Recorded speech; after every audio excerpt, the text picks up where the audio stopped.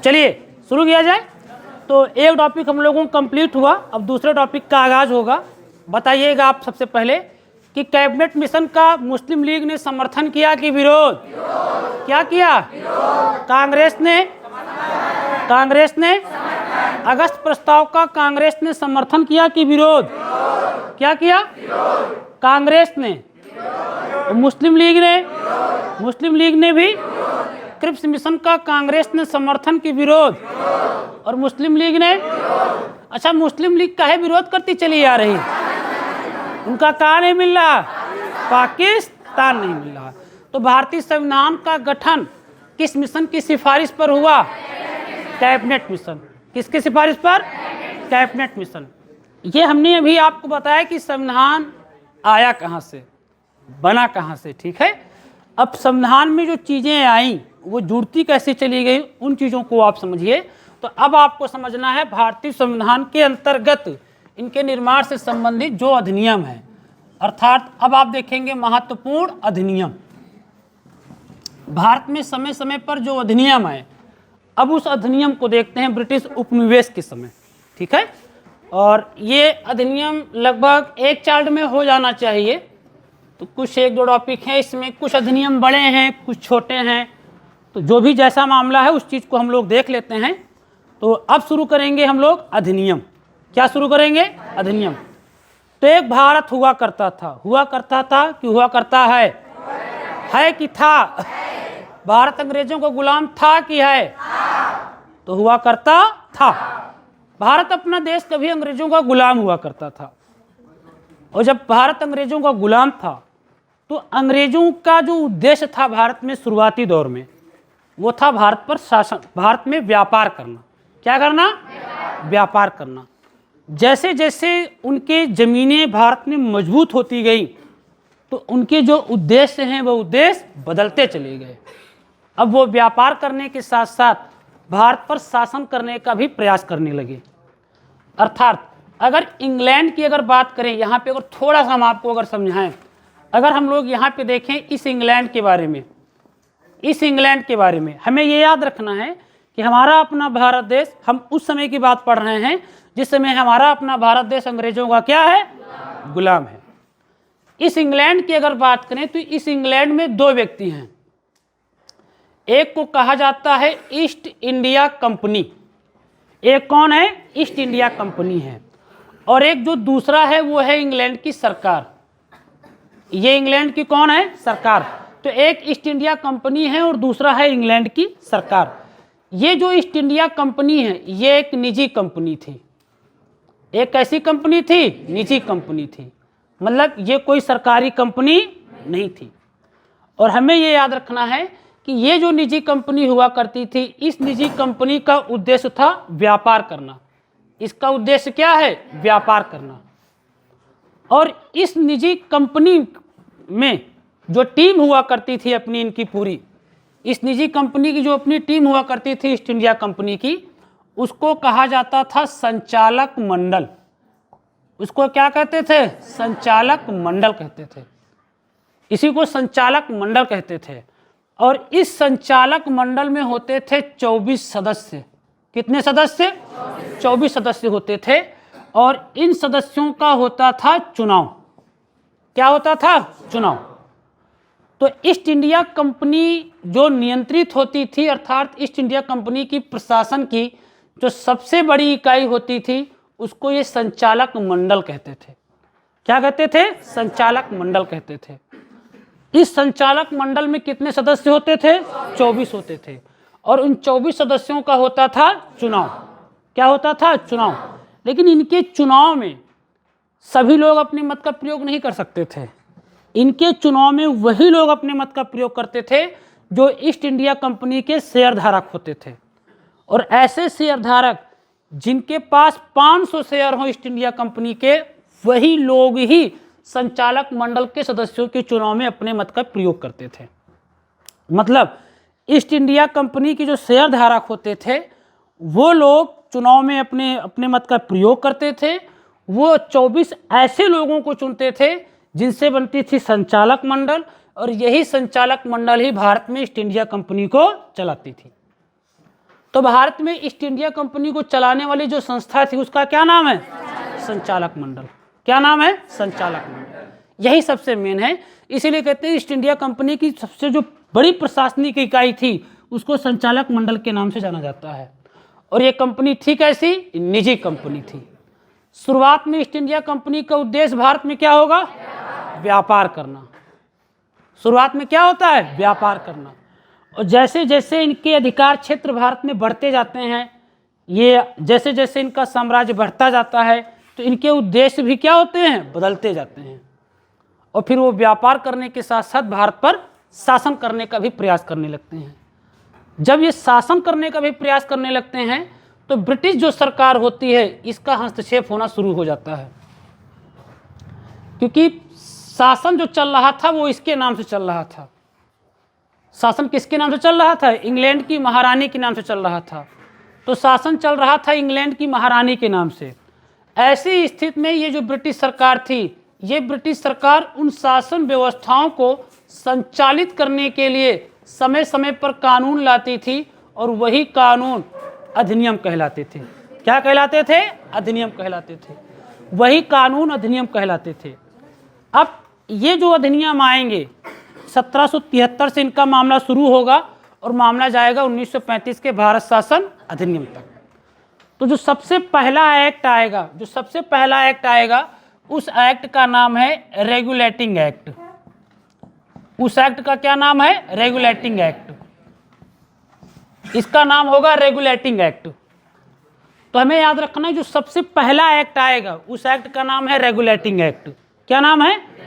और ये जो रेगुलेटिंग एक्ट है ये आता है 1773 में। कब आता है? 1773 में।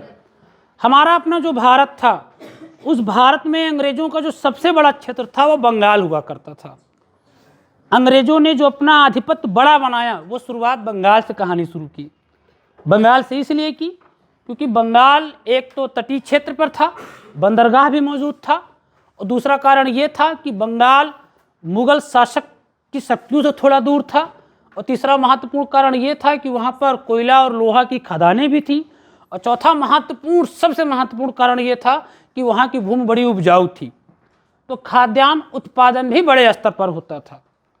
तो शुरुआत में तो अंग्रेज मद्रास में थे, लेकिन फिर मद्रास से वो कहाँ निकल जाते हैं? बंगाल। और फिर बंगाल में ही वो अपनी शक्ति स्थापित करने का प्रयास करते हैं। और वो अचानक नहीं किए, इन चीज़ों को अगर समझें कि वो अचानक नहीं किए कि भारत में शासन करना शुरू कर दिए हैं। धीरे धीरे अंग्रेजों के अंदर बहुत जबरदस्त धैर्य था। वो हमेशा समय देख कर वार करते थे। उनको अगर ये लगता था कि इस समय मराठों से नहीं लड़ना चाहिए, क्योंकि मराठों का पेशवा बाजीराव है, मराठों में छत्रपति शिवाजी हैं, और इनसे लड़ाई लड़ने का मतलब ये हुआ कि मौत को बुलावा देना। तो वो एक ऐसे समय का इंतजार करते थे जब इस मराठा का कोई कमज़ोर शासक होगा। जैसे कोई गेंदबाज है, बहुत अच्छा गेंदबाज हो, तो जो अच्छा बैट्समैन होता है वो हर गेंद पर सिक्स मारने का प्रयास नहीं करता है। उस गेंदबाज की उस गलती का इंतजार करता है कि 6 में से कोई एक गेंद तो वो खराब फेंकेगा। ऐसा तो नहीं है कि वो छाहो की छाहो गेंदे सुर्री फेंकी। सुर्री यारकर को क्या बोलते हैं? सुर्री। छाहो की छाहो गेंदे सुर्री फेंकी, सब पैर फेंकी, एक गेंद तो फुलटास फेंकबे करी, और जो फुलटास आएगी उसी पे हम सिक्स मार देंगे। ठीक ऐसे ही थे अंग्रेज। तो वो कमजोर शासक का इंतजार किया करते थे। इसीलिए अंग्रेज जब मजबूत शासक होता था तो वो लड़ाई नहीं लड़ते थे, और जैसे ही कमजोर शासक आता था तुरंत अटैक कर देते थे। तो अंग्रेजों के भारत में ईस्ट इंडिया कंपनी की जो शुरुआत हुई, उस शुरुआत में उनके लिए 3 सबसे महत्वपूर्ण युद्ध हैं। ऐसे तो उनके तो ढेर सारे युद्ध हैं, लेकिन ऐसे 3 युद्ध जिसने भारत में ब्रिटिश के इतिहास को एकदम बदल कर रख दिया। उनमें से इनका सबसे पहला जो युद्ध हुआ करता था उसको कहते थे प्लासी का युद्ध। इनका जो सबसे पहला युद्ध था उस युद्ध को कहते हैं प्लासी का युद्ध। और हम लोग पढ़े हैं कि इस प्लासी का जो ये युद्ध हुआ ये होता है 1757 में, बंगाल के नवाब सिराजुद्दौला और रॉबर्ट क्लाइव के बीच। इस युद्ध को तो रॉबर्ट क्लाइव बिना लड़े ही जीत जाता है।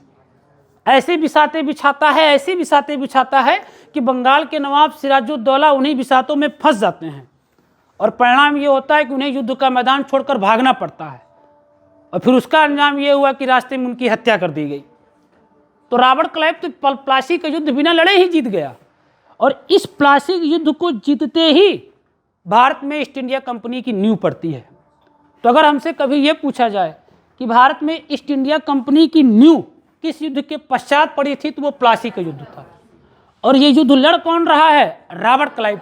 इसलिए इस रॉबर्ट क्लाइव को भारत में ब्रिटिश साम्राज्य के निर्माण का जन्मदाता माना जाता है कि भारत में ब्रिटिश साम्राज्य की नींव जिस व्यक्ति ने रखी वो कौन था?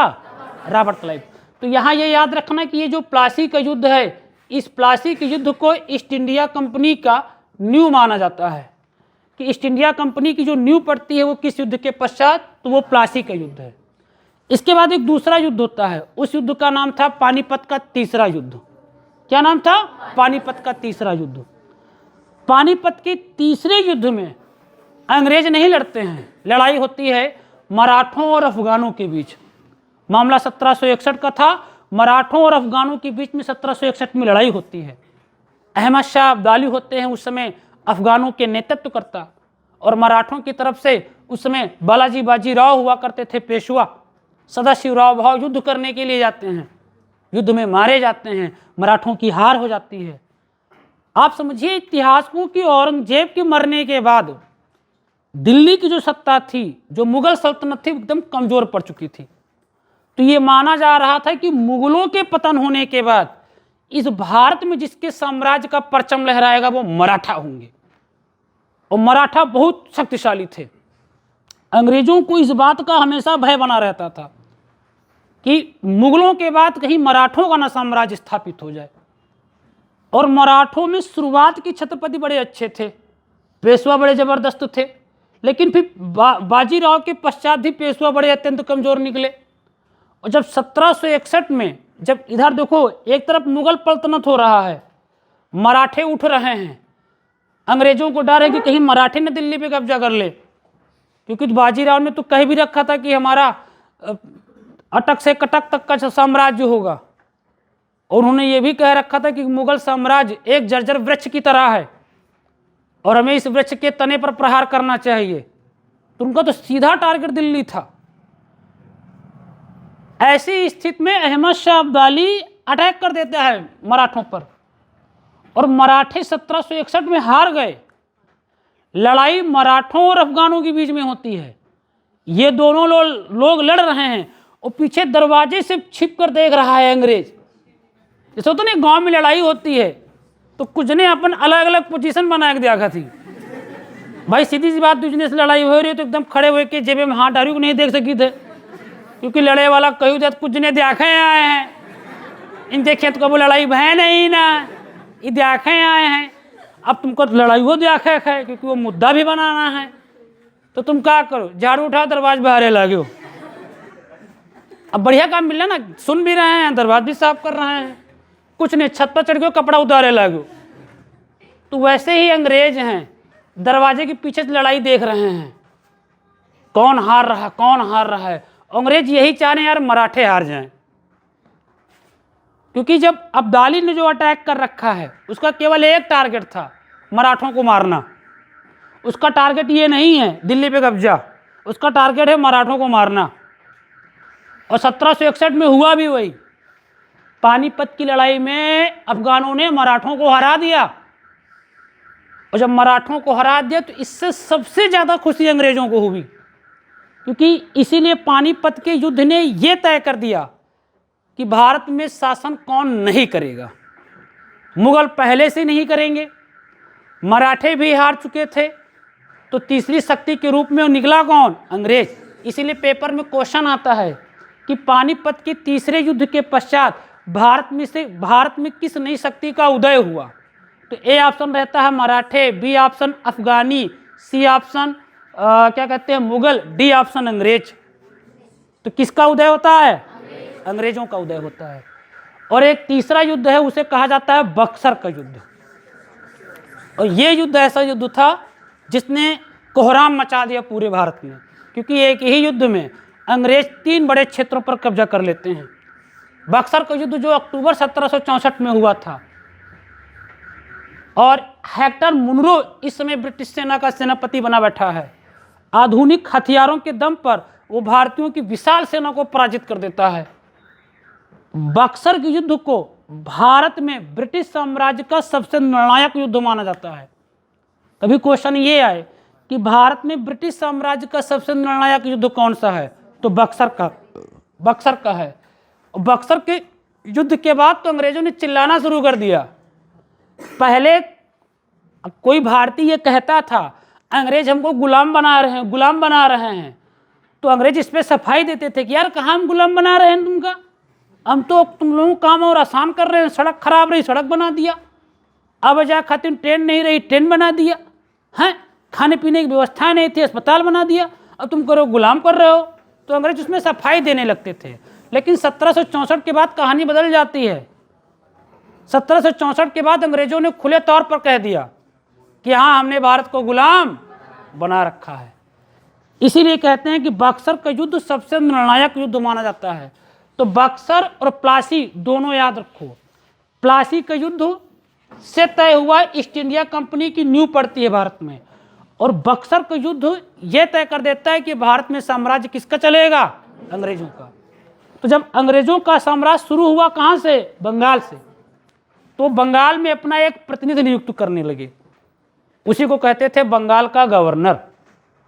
क्या कहते थे, बंगाल का गवर्नर। और ऐसी स्थिति में बंगाल का पहला गवर्नर बनाया गया रॉबर्ट क्लाइव। अब वो बंगाल से भारतीय क्षेत्रों में अपनी शासन व्यवस्था को चला रहे हैं, और इसी को चलाने के लिए उन्हें अधिनियम की ज़रूरत है, कानून की ज़रूरत है। और ऐसी स्थिति में इनका पहला कानून आ रहा है रेगुलेटिंग एक्ट। तो रेगुलेटिंग एक्ट जो शुरू हुआ है 1773 में आया। कब आया, 1773 में। इस एक्ट की कुछ प्रमुख बातें हैं। उनमें से जो सबसे पहली बात है, अगर उस बात को देखें तो इसमें सबसे पहला पॉइंट ये है कि इसी एक्ट के तहत किया क्या गया, इसके तहत बंगाल के गवर्नर को एक नया नाम दिया गया। अभी तक इसी को बंगाल का गवर्नर कहते थे, अब इसको बंगाल का गवर्नर ना कह के इसे बंगाल का गवर्नर जनरल कहने लगे। अब इसे क्या कहने लगे, बंगाल का गवर्नर जनरल। देखो, व्यक्ति वही है, जैसे जैसे इनका विस्तार होगा इनके नाम में परिवर्तन आएगा। बंगाल के गवर्नर से बंगाल का गवर्नर जनरल बनेगा, और विस्तार होगा तो बंगाल के गवर्नर जनरल से भारत का गवर्नर जनरल बनेगा, और विस्तार होगा तो भारत के गवर्नर जनरल से भारत का वायसराय बनेगा। तो जैसे जैसे भारत में इनके साम्राज्य का विस्तार होगा तो ये इनके नाम में परिवर्तन करते जाएंगे। जैसे हम हमेशा बताते रहते हैं कि जैसे कोई एक फैमिली है, वो अगर गांव में रह रही है, तो अगर वो गांव में रह रही है तो वो फैमिली अपने पापा को पिताजी कहेगी, अम्मा को अम्मा कहेगी। वही फैमिली गांव से उठ के रायबरेली शहर आ जाए, वही फैमिली, अब ये मान कर चलो कि वो फैमिली अब पिताजी नहीं कहेगी, पापा कहेगी। क्या कहेगी, पापा कहेगी। फैमिली वही है। वही फैमिली उड़ के चली गई लखनऊ। कहाँ चली गई, लखनऊ। अब पापा नहीं कहेगी, डैडी कहेगी। फैमिली वही है, और खास तौर से लड़कियां डैडी कहेंगी। खास तौर से लड़कियां क्या कहेंगी, डैडी। देखो, वही फैमिली है, लखनऊ से उड़ के दिल्ली चली गए, तो अब डैडी नहीं, डैड। क्या चलेगा, डैड। फैमिली वही है, फैमिली वही है। बस जैसे जैसे स्थान बदलता जा रहा है, नाम क्या हो रहे हैं, बदलते चले जा रहे हैं। और दिल्ली से वही फैमिली मुंबई चली जाए तो डे हो गया। सीधी सी बात है भाई, परिवर्तन ही प्रगति का क्या है, नियम है, और बदलते रहना चाहिए। तो अभी तक बंगाल का गवर्नर होता था, इस एक्ट के तहत कहा गया अब उसको हम क्या कहेंगे, बंगाल का। तो याद रखो, रेगुलेटिंग एक्ट के तहत बंगाल के गवर्नर को बंगाल का गवर्नर, और ये बंगाल का गवर्नर जनरल बनने वाला जो पहला व्यक्ति था उसका नाम था वारेन हेस्टिंग्स। क्या नाम था, तो बंगाल का पहला गवर्नर जनरल। अच्छा, इसी के शासनकाल में ये एक्ट भी आया है, अर्थात इसी के शासनकाल में कहा जा रहा है कि अब बंगाल के गवर्नर को बंगाल का गवर्नर नहीं कहेंगे बल्कि बंगाल का गवर्नर जनरल कहेंगे। तो बताओ, बंगाल का अंतिम गवर्नर भी कौन, दिन भी तुम ही और शाम भी तुम ही। नहीं समझे? समझो नए साल में समझो, हम समझिए नहीं समझे। ये जो वारेन हेस्टिंग्स है, इसी को बंगाल का पहला गवर्नर जनरल भी कहते हैं और इसी को बंगाल का अंतिम, समझ गए, गवर्नर कहते हैं, गवर्नर जनरल नहीं, गलत हो जाएगा। दूसरी लाइन इसमें क्या है? दूसरी लाइन ये है, इसी रेगुलेटिंग एक्ट के तहत कहा गया कि कलकत्ता में, कहां पर?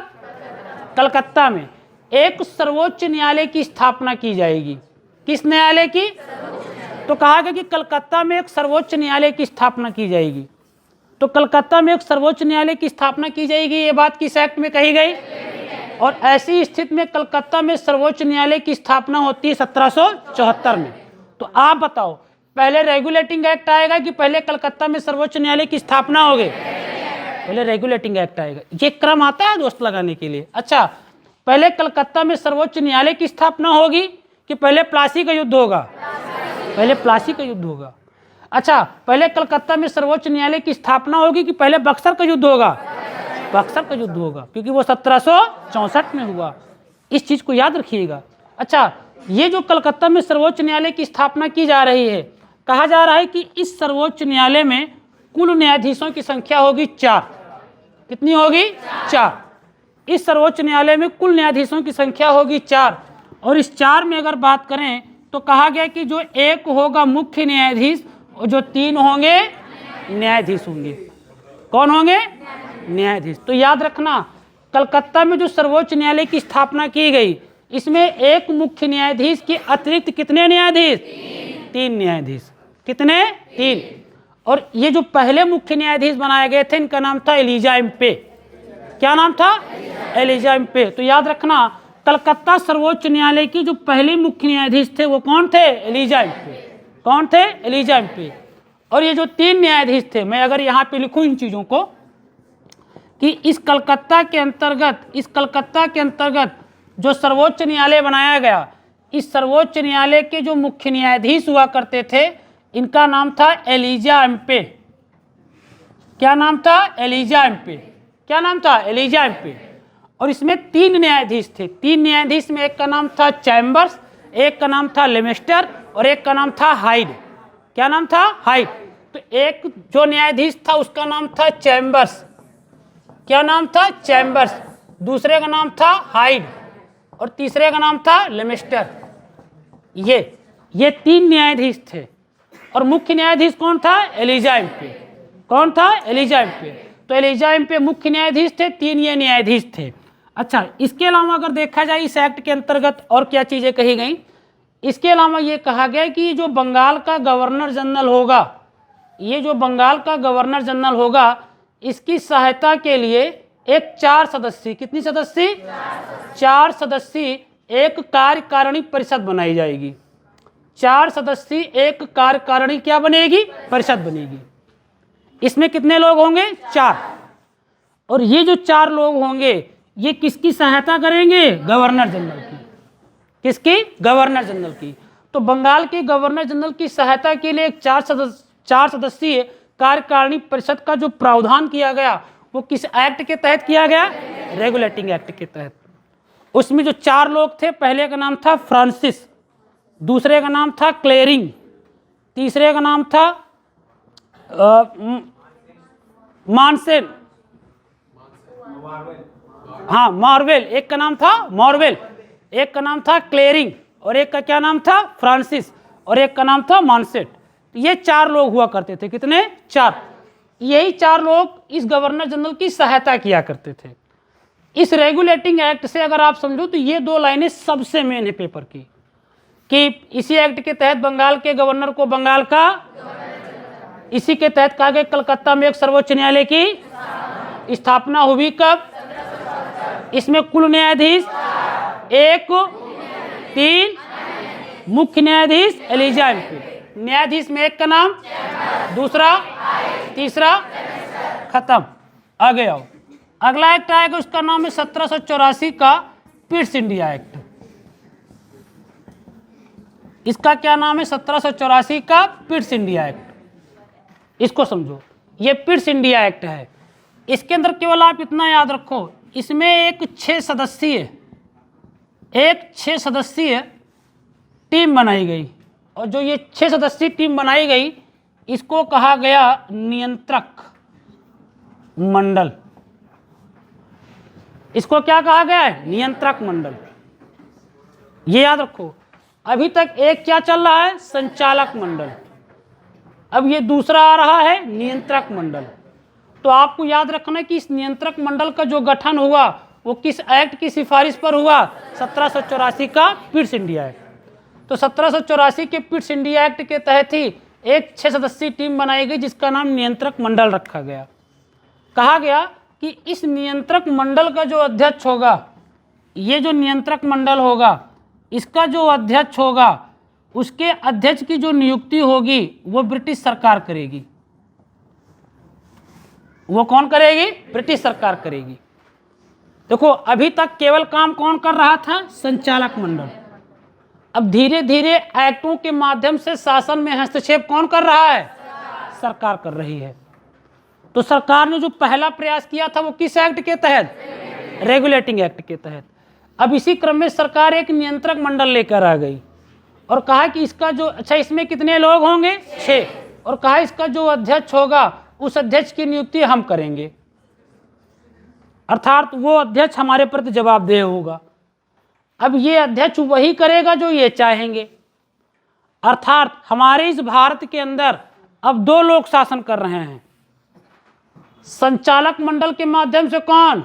East India company. संचालक मंडल के माध्यम से ईस्ट इंडिया कंपनी, और नियंत्रण मंडल के माध्यम से ब्रिटिश सरकार। और जब किसी एक क्षेत्र में अलग अलग विषयों को लेकर 2 लोग शासन कर रहे हों तो इसी को कहा जाता है द्वैत शासन। क्या कहते हैं? इसलिए पढ़ते हैं कि इस एक्ट के तहत भारत में द्वैत शासन की शुरुआत हुई। तो हमें याद रखना है कि भारत में द्वैत शासन की शुरुआत जिस एक्ट के तहत हुई उस एक्ट का नाम 1784 का पिट्स इंडिया एक्ट। तो भारत में द्वैत शासन की क्या हुई? शुरुआत हुई। इसको बहुत अच्छे से याद रखिएगा कि भारत में द्वैत शासन की शुरुआत किस एक्ट के तहत हुई? तो 1784 के पिट्स इंडिया एक्ट के तहत। बाकी इसमें बहुत चीज़ें हैं लेकिन आपके काम का कुछ नहीं है। आगे आइए, आगे अगला एक एक्ट अधिनियम आएगा, इसका नाम है 1813 का अधिनियम।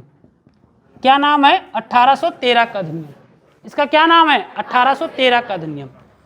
इस 1813 के अधिनियम के तहत प्रावधान क्या है? पहला प्रावधान ये है कि इस 1813 के अधिनियम के तहत कहा गया, देखो अभी तक भारत में व्यापार करने का अधिकार केवल किसके पास? भारत में व्यापार केवल ईस्ट इंडिया कंपनी कर सकती थी। ईस्ट इंडिया कंपनी के अलावा कोई दूसरा व्यक्ति भारत में व्यापार नहीं कर सकता था।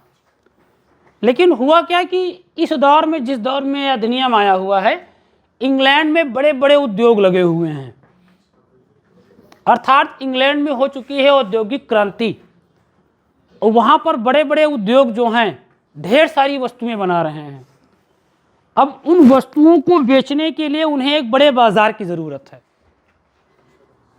अब ऐसी स्थिति में उन्हें बाजार भी ऐसा चाहिए जहां वो अपने मन मुताबिक रेट पे बेच सके। उन्हें बाजार ऐसा चाहिए जहां पर उनसे कोई प्रतिस्पर्धा करने वाला ना हो।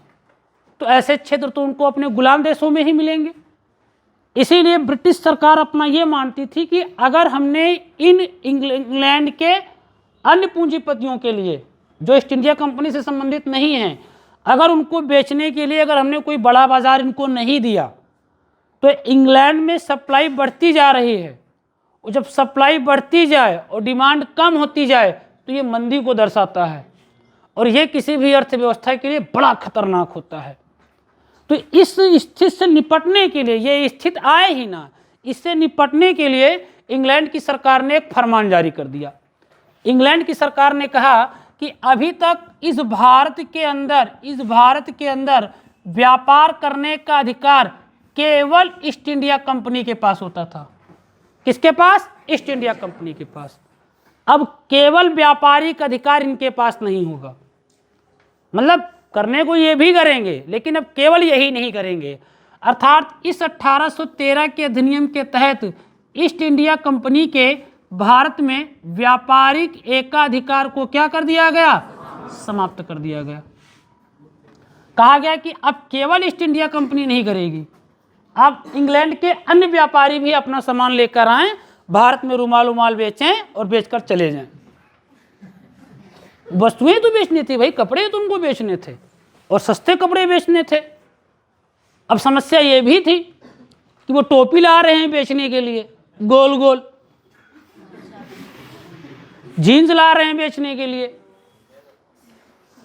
नेहरू की जीन्स ला रहे हैं, फटी जीन्स ला रहे हैं, टी शर्ट ला रहे हैं बेचने के लिए।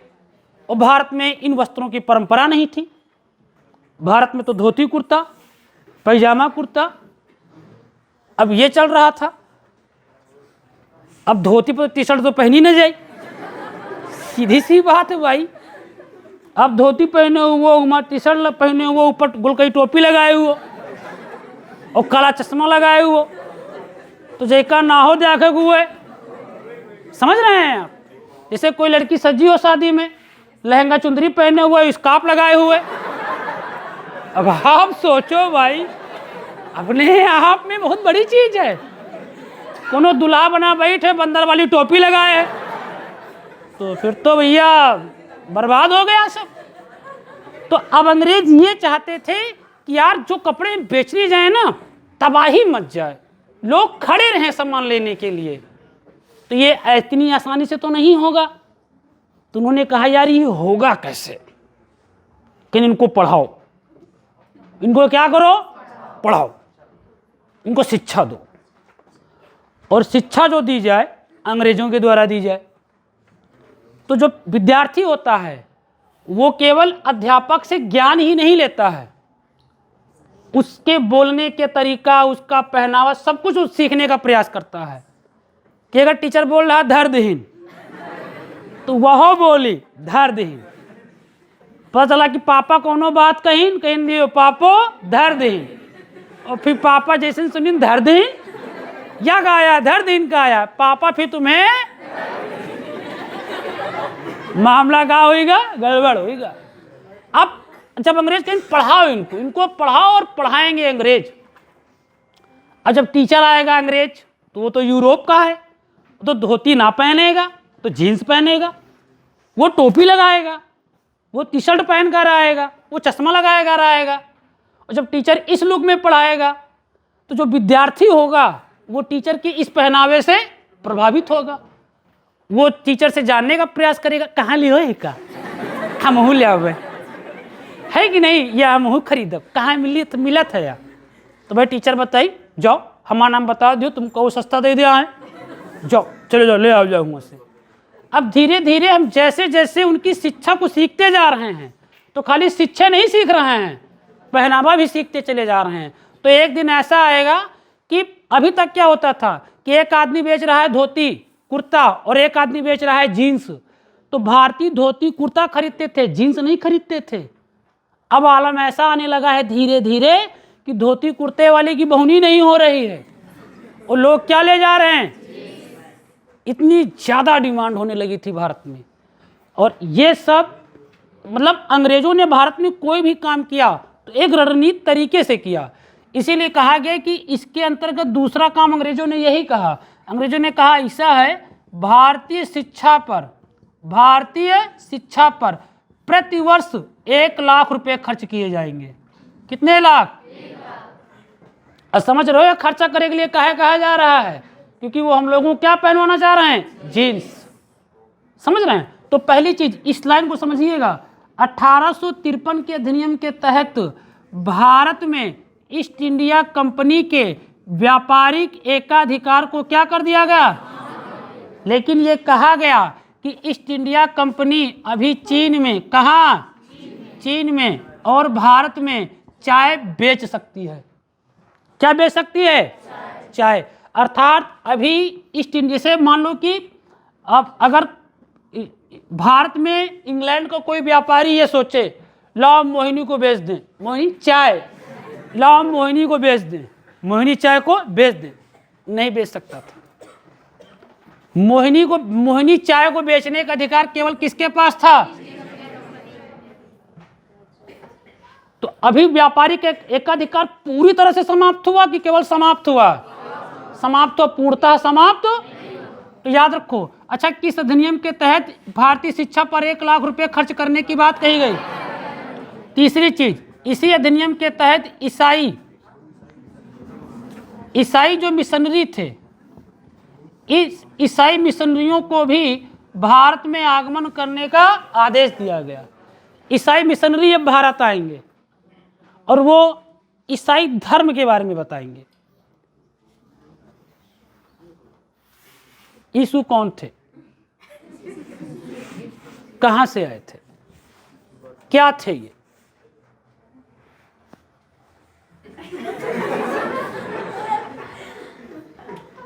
ये सब चीजें होंगी, बताएंगे। समझ गए? तो अब आप समझिए, ये ईसाई मिशनरी आएंगे, ये भारत में आएंगे और ईसाई धर्म को बताएंगे। हम लोग इस धर्म से परिचित होंगे, इस धर्म से अब हम लोग धीरे धीरे क्या होंगे, परिचित होंगे। तो ये 3 महत्वपूर्ण बातें किस अधिनियम में? तो आप बताना, किस अधिनियम के तहत भारत में ईस्ट इंडिया कंपनी के व्यापारिक एकाधिकार को समाप्त किया गया? लेकिन अभी भी व्यापार कर सकते हैं चीन और भारत में, और क्या बेच सकते हैं? भारतीय शिक्षा पर 1 लाख रुपए खर्च करने की बात, और ईसाई मिशनरियों का आगमन भी। बस ये खत्म। अगला अधिनियम देखिएगा, और जो अगला अधिनियम है उसका नाम है 1833 का अधिनियम। इसका क्या नाम है? 1833 का अधिनियम। 1833 का अधिनियम ये कहता है, इसने सबसे पहली लाइन क्या कही? इसने कहा, सबसे पहली लाइन तो ये समझो, ये जो बोलते चले आ रहे हो ना तुम लोग, बंगाल का गवर्नर, यार ये नाम में संशोधन करो, ये अच्छा। इन लोगों ने नाम बदला और कहा बंगाल के गवर्नर जनरल को कहा जाएगा भारत का गवर्नर। तो समझो दोस्तों, बंगाल के गवर्नर को बंगाल का गवर्नर जनरल किस एक्ट के तहत? और जिस समय ये एक्ट आया उस समय कौन था? तो बंगाल का अंतिम गवर्नर और पहला गवर्नर जनरल। अब 1833 का अधिनियम आया है और ये कह रहा है कि बंगाल के गवर्नर जनरल को बंगाल का गवर्नर जनरल नहीं बोलेंगे, अब कहा जाएगा भारत का गवर्नर। और जिस समय ये अधिनियम आया हुआ था उस समय बंगाल का गवर्नर जनरल बना बैठा था लॉर्ड विलियम बेंटिंक। तो बताओ, बंगाल का अंतिम गवर्नर जनरल, ये अंतिम प्रथम हमेशा एक्ट से पढ़ा करो आप, तो आप कभी कंफ्यूज नहीं होंगे, और एक्ट से नहीं पढ़ेंगे तो आपके लिए दिक्कत भी हो जाएगी। तो हमें ये याद रखना है कि इस प्रकार बंगाल का जो अंतिम गवर्नर जनरल और भारत का जो पहला गवर्नर जनरल बनता है वो बनता है लॉर्ड विलियम। तो भारत का पहला गवर्नर जनरल, बंगाल का अंतिम गवर्नर जनरल। दूसरी चीज, इस 1833 के अधिनियम में दूसरी लाइन ये कही गई कि ईस्ट इंडिया कंपनी का पूरी तरह से व्यापार समाप्त कर दिया जाए, अर्थात अब ये चीन और भारत में भी व्यापार, जो चाय बेचती थी अब ये चाय भी नहीं बेचेगी। तो आप बताइएगा कि ईस्ट इंडिया कंपनी का जो पूर्ण रूप से व्यापार समाप्त किया गया किस अधिनियम के तहत? 1833। किसके तहत? 1833। इस लाइन दोस्त, इस लाइन में और इस लाइन में अंतर है। जब आपसे कभी ये पूछें कि ईस्ट इंडिया कंपनी का व्यापारिक एकाधिकार किस अधिनियम के तहत? 1813। और जब आपसे ये पूछें कि किस अधिनियम के तहत ईस्ट इंडिया कंपनी का पूर्णतः व्यापार समाप्त कर दिया? 1833। कौन सा है? 1833। समझ रहे हैं ना? ये 1833 का अधिनियम था, पूर्णतः 1833 है और एकाधिकार 1813 है। इसमें 1833 के अधिनियम में एक दूसरा मामला ये कहा गया कि ऐसा है कि अब गवर्नर जनरल को सहायता देने के लिए एक विधि सलाहकार की क्या है? जरूरत है। एक विधि सलाहकार होना चाहिए। विधि का मतलब होता है कानून, एक ऐसा कोई व्यक्ति जो गवर्नर जनरल को कानून की सलाह दे सके। तो एक विधि सलाहकार का जो प्रावधान किया गया वो किस अधिनियम में किया गया? 1833। और विधि सलाहकार के रूप में नियुक्त किए जाते हैं लॉर्ड मैकाले। कौन होते हैं? Lord Macaulay. इसलिए कहा जाता है कि लॉर्ड मैकाले की अध्यक्षता में ही 1834 में, कब? 1834 में प्रथम विधि आयोग का गठन किया गया था। तो हमें याद रखना है कि देश में जो प्रथम विधि आयोग बना वो कब बना, और ये जो प्रथम विधि आयोग बना है इसके अध्यक्ष कौन थे? Lord Macaulay. कौन है? Lord Macaulay. इसकी एक लास्ट लाइन क्या है? इसी 1833 के अधिनियम में ही सबसे पहले कहा गया कि भारत में दास प्रथा को समाप्त किया जाए। तो अगर आपसे कभी ये पूछें कि दास प्रथा का उन्मूलन किया जाए, समाप्त किया जाए, ये बात सबसे पहले किस अधिनियम में कही गई? तो 1833। जब वो आपसे अधिनियम पूछें तो 1833 जवाब देना है। 1833 में कहा गया कि अब हमें दास प्रथा को समाप्त कर देना चाहिए, और ऐसी स्थिति में दास प्रथा को जो समाप्त किया जाता है वो 1843 में होता है। जब आपसे पूछें कि समाप्त कब हुआ तो 1843। किस अधिनियम में कहा गया? तो 1833। और जिस ब्रिटिश अधिकारी ने समाप्त किया था उसका नाम था लॉर्ड एलन बरो। क्या नाम था? लॉर्ड एलन बरो। तो यहाँ पे याद रखना है कि इसी अधिनियम के तहत ही कहा गया कि दास प्रथा को अब हमें समाप्त कर देना चाहिए, और इसी क्रम में इस दास प्रथा को समाप्त किया गया 1843 में। तो 1843 में समाप्त हुआ, और 1843 में इसे समाप्त करता है लॉर्ड एलन बरो। इसलिए दोनों चीज़ें अलग अलग हैं दोस्तों। जब आपसे पूछे किस अधिनियम के तहत तो 1833 है, नहीं, जब आपसे पूछे किस अधिनियम में कहा गया तो 1833, और किया कब गया? 1843। और किया किसने था? लॉर्ड एलन बरो। किसने किया था? तो ये 1833 भी समाप्त हो गया। इस 1833 के बाद अगर आपके लिए देखें अधिनियम तो वो 1892 का अधिनियम है। कौन सा है? 1892 का अधिनियम है। 1892 के अधिनियम के तहत केवल आप इतना याद रखो कि इसी के तहत भारत में निर्वाचन पद्धति की शुरुआत हुई। भारत में निर्वाचन पद्धति की क्या हुई? शुरुआत हुई। भारत में चुनाव की शुरुआत हुई, और ये जो चुनाव होता है हमारे यहाँ, ये चुनाव पहली बार अप्रत्यक्ष रूप से होता है। किस रूप से? अप्रत्यक्ष रूप से। तो देश में जो चुनाव हुआ पहला वो अप्रत्यक्ष रूप से शुरू होता है, मतलब जनता डायरेक्ट अपने मत का प्रयोग नहीं करेगी, और ना अभी सभी को मत लेने का अधिकार ही होगा। समझ रहे हैं? तो ये याद रखना, ये निर्वाचन पद्धति है। तो भारत में निर्वाचन पद्धति की शुरुआत किस अधिनियम के तहत? 1892। और ये निर्वाचन किस रूप में था? अप्रत्यक्ष रूप से। किस रूप से?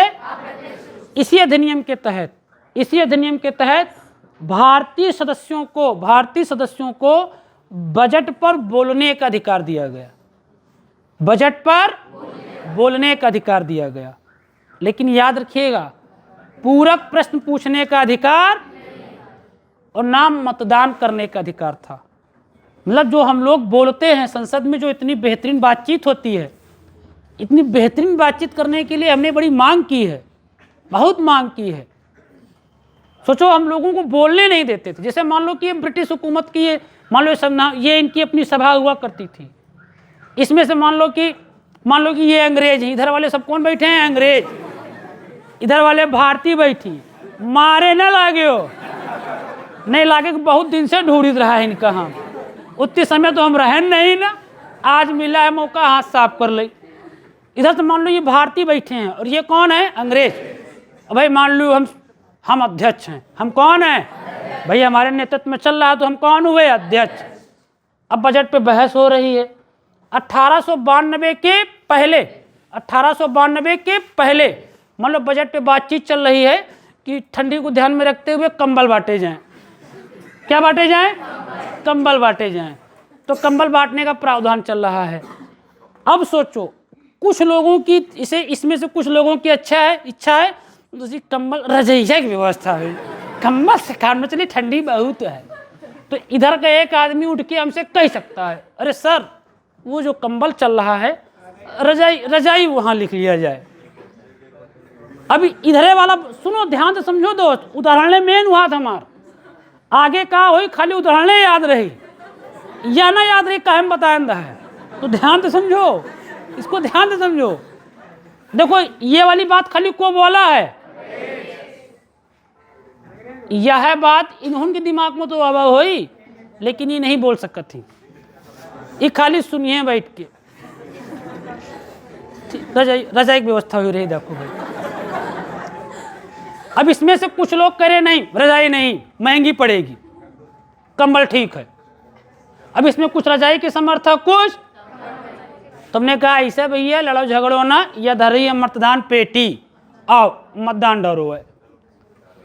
तो अब इधर वाले लोग हैं वोट डरे, क्या डरे? वोट। रजाई वाले रजाई में, कंबल वाले कंबल में। इधर वाले खाली देखी हैं को कहाँ जा रहा है, को रजाई में जा रहा है, को कंबल में जा रहा है।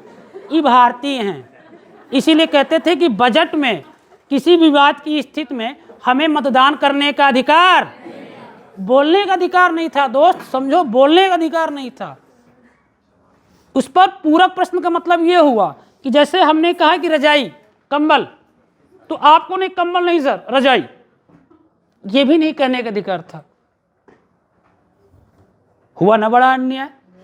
इसीलिए कांग्रेस ने दबाव बनाया ब्रिटिश सरकार पर और कहा ये बदतमीजी, हमें भी बोलने का अधिकार दिया जाए।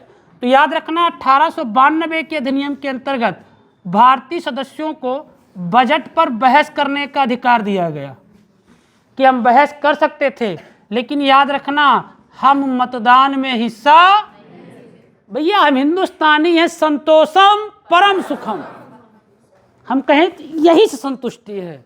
क्योंकि हमका अगर ट्रेन में कहूँ बैठे को तो दूसरी सीट पर एकदम नहीं बैठ जाए, पहले तो नहीं है भैया बैग धर ले भाई, मान लो सीट तुम्हारा है, सीट दूसरे का है, तो डायरेक्ट तो बैठ नहीं जाओ, तो भैया बैग धर ले। अब सामने वाला पैर फैलाया रहा, रख लो अच्छा बैग, फिर तुम बैग धरो तो फिर खड़े रहा, तो कुछ देर खड़े रहा, तो खड़े रहा, तो खड़े रहा, फिर बैग उड़ा ले आ दो, फिर जहाँ बैग रहा था खुमा एकदम सीधे पूरी सीट पर नहीं है भी बैठे रहा, तो एकदम गाँव की तरह चेहरा बना है, एकदम गाँव की तरह, ओहो अंदर से बड़े खूंखार, लेकिन एकदम गाँव की तरह चेहरा बनाए बैठे रहा। तो फिर थोड़ा पीछे खिसकत चले गए। 1 घंटा के बाद जो रिजल्ट आता है वो ये आता है, जह के सीट रहा वो खड़ा रहा था और तुम बैठे रहा तो, और कहूँ गलती से अगर तुम्हारा टिकट कन्फर्म हुए, अरे बाप रे बाप, तुम्हारा सीट ना कन्फर्म हुआ है, समझो तुम पूरा ट्रेन कन्फर्म कर लियो। मान लो कोनो तुम्हें सीट पर बैग धर दीस और तुम पैर समेटे, क्योंकि तुम्हें दिमाग में तो खुरापात है, तुम बैग समेटे बैठो, पैर समेटे बैठो, और कोनो बैग धर दीस, अब तुमका खल रहा अंदर से कि सीट के पैसा पूरे हम देना है, और यार ये बैग ही धरे हैं, तो तुरंत है भैया बैग हटाओ, हम पैर फैला के सो भाई, अब तुरंत आप बता दो। तो हिंदुस्तान का मामला एकदम अलग है, तो ये याद रखो। तो हम लोगों ने कहा ठीक यार तुम यही दो, तुमसे भी एक दिन ऐसा आएगा ना हम ये भी ले लेंगे, तुम हमको बहस करने को तो अधिकार दो, फिर तो बहस करके एक दिन मतदान का अधिकार ले लेंगे। तो याद रखना बजट पर भारतीयों को बोलने का अधिकार किस अधिनियम के तहत, लेकिन हमारे पास मतदान का अधिकार। निर्वाचन पद्धति की शुरुआत 1892 और निर्वाचन किस रूप में 1892 यहीं पर समाप्त हो गया। अब आया 1909 का भारत शासन अधिनियम, अब आया 1909 का भारत शासन अधिनियम, और इस 1909 के भारत शासन अधिनियम को कहा जाता है मार्ले मिंटो अधिनियम। इसी को क्या कहते हैं, मार्ले मिंटो अधिनियम। इसलिए क्योंकि मार्ले उस समय के भारत सचिव हुआ करते थे और मिंटो उस समय भारत के वायसराय हुआ करते थे। इसीलिए बीच में एक 1858 चला गया, क्रांतियां पूरी उड़ा दिए थे हम अभी तो। 1858 का अधिनियम, इसमें कुछ नहीं, केवल एक लाइन बताएंगे वही लिख लेना है। 1858 के अधिनियम में 2 बातें हैं। कितनी बातें हैं? 2। सबसे पहली बात यह है कि इसी अधिनियम के तहत कहा गया कि अब भारत के गवर्नर जनरल को भारत का गवर्नर जनरल नहीं कहेंगे, बल्कि अब उसे भारत का और पहला वायसराय बनता है लॉर्ड कैनिंग बनता है। पहला कौन बनता है? लॉर्ड कैनिंग बनता है। तो भारत का पहला वायसराय और भारत का अंतिम गवर्नर जनरल लॉर्ड कैनिंग। और जब स्वतंत्र लग जाएगा तो आंसर अलग हो जाता है। दूसरी चीज ये याद रखिएगा, देखो इस ईस्ट इंडिया कंपनी के भारत में पहले उद्देश्य क्या था? व्यापार करना, व्यापार करने के साथ साथ शासन करना।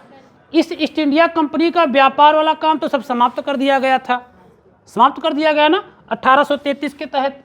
लेकिन अभी भी ईस्ट इंडिया भारत में क्या कर रही है? शासन। तो 1858 के अधिनियम के तहत ईस्ट इंडिया कंपनी की, ये जो ईस्ट इंडिया कंपनी थी, इस ईस्ट इंडिया कंपनी की प्रशासनिक व्यवस्था को भी क्या कर दिया गया? समाप्त कर दिया गया। अर्थात ईस्ट इंडिया का मामला खत्म। तो जब कभी आपसे ये पूछे कि ईस्ट इंडिया कंपनी का व्यापारिक एकाधिकार पूर्णतः, व्यापारिक एकाधिकार पूर्ण रूप से समाप्त किस अधिनियम के तहत किया गया? 1833। अगर आपसे ये पूछें कि ईस्ट इंडिया कंपनी का प्रशासनिक एकाधिकार किस अधिनियम के तहत? 1858। ठीक है। तो ये 1909 का अधिनियम आया। इसमें भारत सचिव मार्ले हुआ करते थे और भारत के वायसराय मिंटो हुआ करते थे। इसकी पहली लाइन ये है कि इसी अधिनियम के तहत अब बजट पर भारतीयों को मतदान करने का भी अधिकार दे दिया गया। ले लिया हमने अधिकार। पता है हिंदुस्तानी है, धर दिया बैग, धरे रहे, बैठ गए। अब अंग्रेज से कुछ देर बाद कहा जाओ यहाँ से, अब यह सीट हमारा है। तो बजट पर बहस तो हम पहले ही कर सकते थे, अब मतदान पर भी अधिकार हो गया। दूसरी चीज, पूरक प्रश्न पूछने का भी अधिकार हो गया।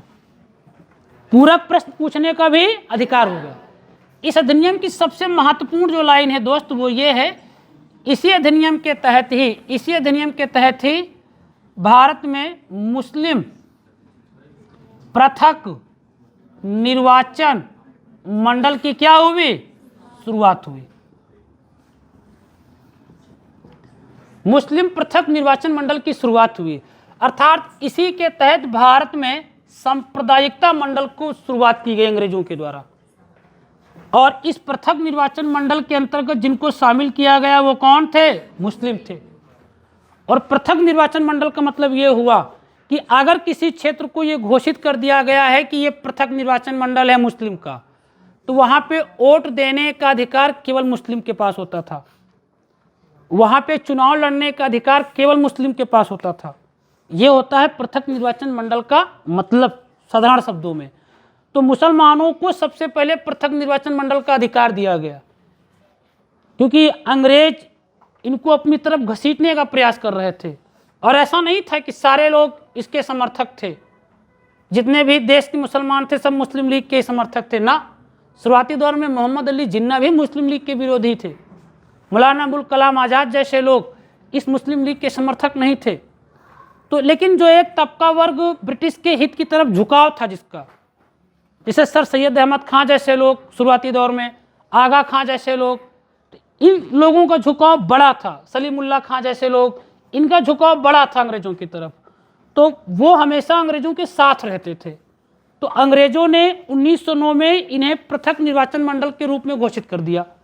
अर्थात जहाँ जहाँ इसे पृथक निर्वाचन मंडल के रूप में घोषित करेंगे उस क्षेत्र में चुनाव लड़ने का अधिकार, वोट देने का अधिकार केवल किसके पास होगा? मुस्लिम के पास होगा। ठीक है। और इसी 1909 के अधिनियम के तहत ही भारत में प्रत्यक्ष चुनाव की शुरुआत होती है।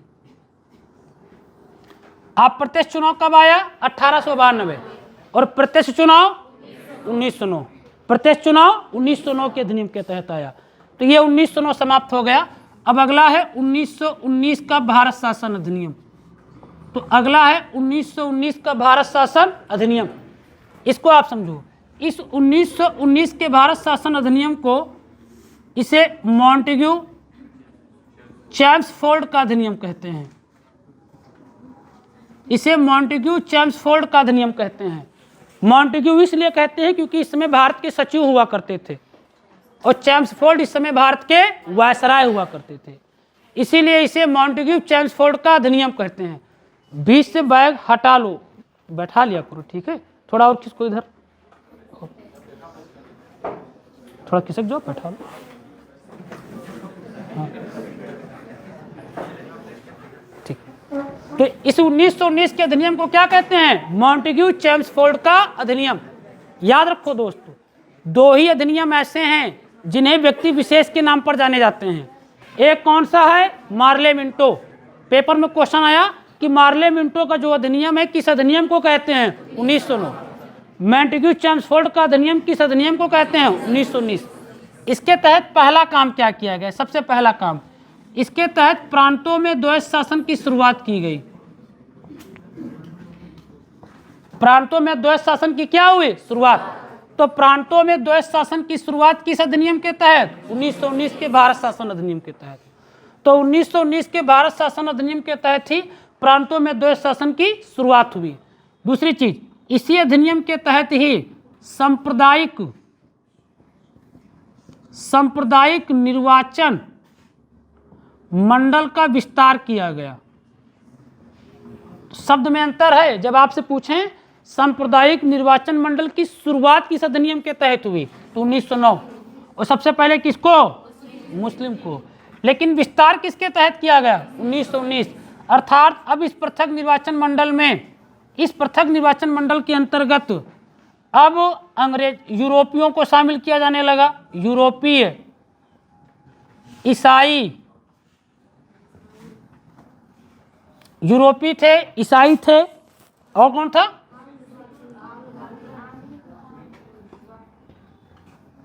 आंग्ल भारतीय, मतलब वही यूरोपी हो गया। आंग्ल भारतीय, ईसाई और सिख। कौन थे? सिख थे। इनको भी शामिल किया गया पृथक निर्वाचन मंडल के तहत। तो पेपर में क्वेश्चन आता है कि 1919 के भारत शासन अधिनियम के तहत पृथक निर्वाचन मंडल में किसको शामिल नहीं किया गया था? तो मुस्लिम नहीं थे, क्योंकि मुस्लिम तो पहले ही घोषित किए जा चुके थे। तो इसमें याद रखना, आंग्ल भारतीय हैं, सिख हैं, और कौन है? ईसाई। इन्हें भी पृथक निर्वाचन मंडल के अंतर्गत शामिल किया गया।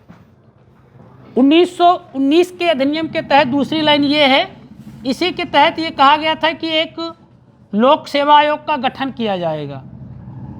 एक लोक सेवा आयोग का क्या होगा? गठन होगा। तो लोक सेवा आयोग के गठन की बात किस अधिनियम में कही गई? 1919 का अधिनियम। तो 1919 के अधिनियम में यह कहा गया था कि लोक सेवा आयोग का गठन किया जाएगा। और फिर आगे चलकर 1926 में एक ली कमीशन बनता है। कौन सा? ली कमीशन। और उसी ली कमीशन के तर्ज पर ही केंद्रीय लोक सेवा आयोग का क्या होता है? गठन होता है। उसी ली कमीशन के आधार पर ही भारत में लोक सेवा आयोग का क्या होता है? गठन होता है। तो लोक सेवा आयोग का जो गठन किया गया वो ली कमीशन के तर्ज पे किया गया। इसी अधिनियम में यह भी कहा गया था कि इस अधिनियम की बातों की जांच पड़ताल करने के लिए इस अधिनियम के लागू होने के 10 वर्षों के अंदर हमारी अपनी एक कमीशन आएगा भारत। और उसी क्रम में वो कमीशन आता है, उसका क्या नाम था? Simon commission. तो फिर उसका आगमन होता है, वो बात की चीज़ें हैं। ये 3 पॉइंट इसके सबसे मेन हैं। प्रांतों में द्वैध शासन की शुरुआत, सांप्रदायिक निर्वाचन मंडल का विस्तार, और जिसमें शामिल किया गया आंग्ल भारतीय, ईसाई और सिख, और लोक सेवा आयोग का गठन। ये तीनों बातें किस अधिनियम की हैं? इसके बाद अगला अधिनियम आता है, उसका नाम है 1935 का भारत शासन अधिनियम। 1935 का भारत शासन अधिनियम। 1935 के इस भारत शासन अधिनियम के अंतर्गत देखिएगा, बहुत महत्वपूर्ण ये है। सबसे पहला पॉइंट ये कहा गया है कि एक अखिल भारतीय संघ का गठन किया जाएगा। एक अखिल भारतीय संघ का क्या होगा? गठन। अखिल भारतीय संघ का मतलब ये हुआ कि ब्रिटिश जो प्रांत हैं और जो रियासतें हैं, इनको सबको मिलाकर एक बनाया जाएगा। एक तरफ ये भी कहते हैं कि एक अखिल भारतीय संघ का निर्माण होगा, और दूसरी तरफ इन्होंने ये भी ऐलान कर रखा है कि रियासतों की इच्छा हो तो वो आए और न इच्छा हो तो ना आए। तो ऐसी स्थिति में अगर आप ये अधिकार देंगे तो कोई रियासत नहीं आएगी।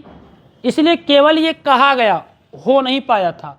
तो अखिल भारतीय संघ का गठन किया जाएगा। दूसरी चीज़, इसी के तहत प्रांतों में, कहाँ पर?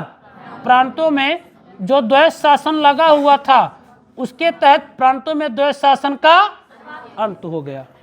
तो प्रांतों में द्वैध शासन का अंत किस अधिनियम के तहत हुआ? 1935 का अधिनियम। तो 1935 के अधिनियम के तहत प्रांतों में द्वैध शासन का अंत हो गया। इसके अलावा अगर तीसरा पॉइंट देखें तो इसी के तहत एक संघीय न्यायालय की स्थापना की बात कही गई। किस न्यायालय की? कि एक संघीय न्यायालय होगा। और इस संघीय न्यायालय की जो स्थापना होती है, ये स्थापना होती है अक्टूबर 1937 में। याद रखना, संघीय न्यायालय का प्रावधान किया गया है 1935 में, और स्थापना होती है 1937 में। और इसमें कुल न्यायाधीशों की संख्या 7 थी, जिसमें से एक मुख्य न्यायाधीश और 6 अन्य न्यायाधीश हुआ करते थे। तो एक संघीय न्यायालय का प्रावधान किया गया। इसके अलावा इसमें इस अधिनियम के तहत ये भी प्रावधान था कि जो अवशिष्ट शक्तियां हैं, पढ़ेंगे भी इसको, ये क्या होती हैं, कि हमारी जो ये अवशिष्ट शक्तियां हैं, इन अवशिष्ट शक्तियों पर अधिकार गवर्नर जनरल का होगा। अवशिष्ट शक्तियों पर अधिकार किसका होगा? गवर्नर जनरल का होगा। तो जो गवर्नर जनरल होगा उसके पास अवशिष्ट शक्तियों का क्या होगा? अधिकार होगा। मतलब ऐसा कोई विषय कि जिसे ना तो संघ सूची ना तो वहाँ की समवर्ती राज्य सूची में उल्लेखित ना किया गया हो, उस विषय पर विधि बनाने का अधिकार गवर्नर जनरल के पास था। तो अवशिष्ट शक्तियों पर नियंत्रण गवर्नर जनरल के पास था। इसी 1935 के भारत शासन अधिनियम के तहत ही सांप्रदायिक निर्वाचन मंडल का एक बार फिर से विस्तार किया गया, और अब की बार इस अधिनियम के तहत इस पृथक निर्वाचन मंडल के अंतर्गत दलित को शामिल किया गया। किसको? याद रखो, 1909 में केवल कौन है? मुस्लिम है। 1919 में आंग्ल भारतीय, ईसाई और सिख हैं। जब कभी भी आएगा ना कि 1919 के भारत शासन अधिनियम के अंतर्गत सांप्रदायिक निर्वाचन मंडल के विस्तार में कौन शामिल नहीं था, तो विकल्प में दलित रहेगा या तो मुस्लिम रहेगा। तुम केवल ये 2 शब्द याद रखो। तो आंग्ल भारतीय, ईसाई और सिख थे। दलितों को कब शामिल किया गया? 1935 में। कब किया गया? 1935 में। तो दलितों को 1935 में शामिल किया गया। ये 1935 के अधिनियम की सबसे महत्वपूर्ण बातें थी। इसी में एक बीच में एक 1861 का भी अधिनियम आता है, और उस 1861 के अधिनियम के तहत ही भारत में विभागीय प्रणाली की शुरुआत की गई थी।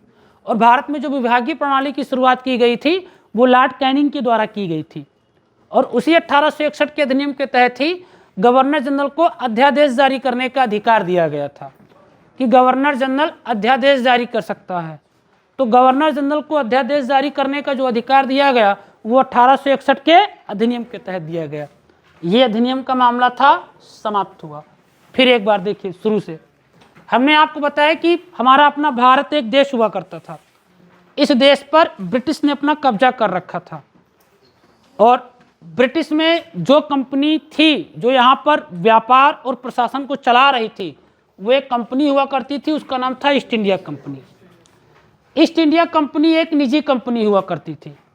इसका शुरुआती दौर में भारत में उद्देश्य व्यापार करना था, फिर व्यापार करने के साथ साथ ये भारत में प्रशासन भी करने लगती है।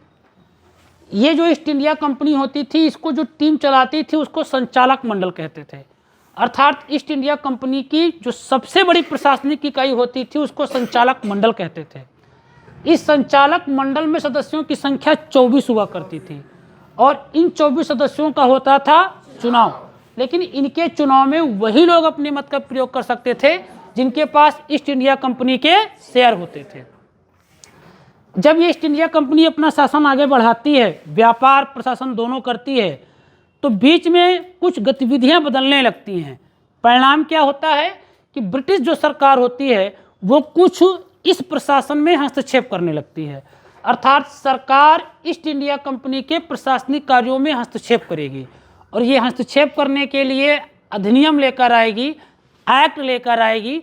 और उन्हीं एक्टों में पहला एक्ट था रेगुलेटिंग एक्ट। मतलब रेगुलेटिंग एक्ट पहला ऐसा एक्ट है जिस एक्ट के माध्यम से ब्रिटिश सरकार ने ईस्ट इंडिया कंपनी के प्रशासनिक कार्यों में हस्तक्षेप करना शुरू किया। ईस्ट इंडिया कंपनी आता है 1773 में। इस ईस्ट इंडिया कंपनी में कहा गया कि बंगाल के गवर्नर को अब बंगाल का गवर्नर जनरल कहा जाएगा, और ऐसी स्थिति में बंगाल का गवर्नर जनरल कहा गया वारेन हेस्टिंग्स को। इसलिए बंगाल का पहला गवर्नर जनरल कौन था? वारेन हेस्टिंग्स था। इसी एक्ट में यह भी कहा गया कि कलकत्ता में एक सर्वोच्च न्यायालय की क्या की जाएगी? स्थापना।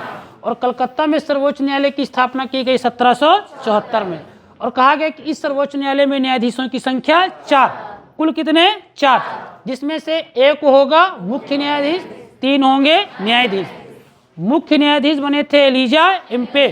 जो 3 न्यायाधीश थे उनमें से एक का नाम चैम्बर्स, हाइट, लिमेस्टर। तो एक चैम्बर्स था, एक हाइट था और एक लिमेस्टर था। इसी रेगुलेटिंग एक्ट के तहत गवर्नर जनरल की सहायता के लिए एक 4 सदस्यीय कार्यकारिणी परिषद का प्रावधान किया गया। इसके बाद अगला एक्ट आता है, उसको कहते हैं 1784 का पिट्स इंडिया एक्ट। और इसके तहत क्या किया गया कि एक 6 सदस्यीय टीम बनाई गई जिसका नाम था नियंत्रक मंडल। और इस नियंत्रक मंडल का जो अध्यक्ष होता था वो अध्यक्ष की नियुक्ति ब्रिटिश सरकार द्वारा की जाती थी। अर्थात अब हमारे भारत में अलग अलग विषयों पर 2 लोगों का शासन होने लगेगा। एक तरफ ईस्ट इंडिया कंपनी संचालक मंडल के माध्यम से शासन कर रही है, दूसरी तरफ ब्रिटिश सरकार नियंत्रक मंडल के माध्यम से शासन कर रही है। इसलिए कहते हैं कि 1784 के पिट्स इंडिया एक्ट के तहत भारत में द्वैध शासन की क्या हुई, शुरुआत हुई। इसी क्रम में आगे बढ़ते हैं तो 1813 में पहुंच जाते हैं। इस 1813 के अधिनियम के तहत ही भारत में ईस्ट इंडिया कंपनी के व्यापारिक एकाधिकार को क्या किया गया, समाप्त किया गया। लेकिन ये कहा गया कि ईस्ट इंडिया कंपनी अभी भी चीन में और कहाँ, भारत में वो चाय का व्यापार कर सकती है। तो चीन और भारत में केवल चाय का व्यापार करने का अधिकार ईस्ट इंडिया कंपनी के पास था। तो दूसरी तरफ भारतीय शिक्षा पर प्रतिवर्ष 1 लाख रुपए खर्च करने की बात कही गई थी और साथ में ईसाई मिशनरियों को भी भारत में आगमन होने का अधिकार दे दिया गया था। तो ये 1813 का था। इसके बाद 1833 पढ़ते हैं। 1833 के तहत बंगाल के गवर्नर जनरल को भारत का गवर्नर जनरल कहा गया और भारत के पहले गवर्नर जनरल बनाए गए लॉर्ड विलियम बेंटिंग। इस 1833 के अधिनियम के तहत ईस्ट इंडिया कंपनी का पूर्णतः व्यापार क्या कर दिया गया, बंद कर दिया गया। अर्थात एकाधिकार समाप्त किया गया 1813 के तहत और पूरी तरह से व्यापार समाप्त किया गया 1833 के तहत। इसी अधिनियम के तहत कहा गया कि भारत के गवर्नर जनरल को सहायता देने के लिए एक विधिक सलाहकार होना चाहिए और पहला विधिक सलाहकार बनाया गया लॉर्ड मैकाले। इसी अधिनियम के तहत एक विधि आयोग के गठन का प्रावधान किया गया और पहला विधि आयोग बना 1834 में। तो हमारा पहला विधि आयोग 1834 में बनता है और ये लॉर्ड मैकाले की अध्यक्षता में बनता है। इसी 1833 के अधिनियम में ये भी कहा गया कि हमें दास प्रथा का उन्मूलन कर देना चाहिए। इसी क्रम में 1843 में दास प्रथा की क्या होती है, समाप्ति होती है और इसे समाप्त कौन करता है, एलन बरो।